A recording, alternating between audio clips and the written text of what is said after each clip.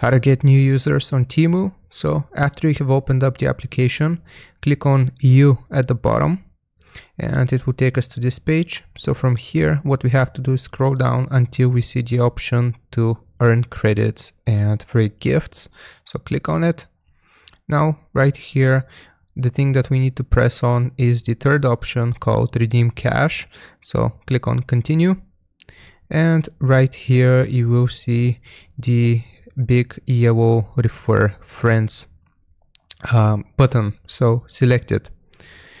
As you can see right here, you will see a bunch of options to either send it through Snapchat, WhatsApp, Messenger. You can just copy link, message, or copy code.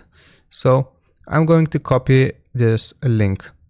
So after we have copied this link, as you can see, it gives us some instructions. It tells us that we have to paste the link, send it to friends, and if they register, you will get the reward. So refer your friends or followers to click on your link and accept your invitation on Temu and get rewards from each successful referral to redeem cash. So after you have copied this link, you can send it to people through Instagram, through Facebook, and all of those social media apps.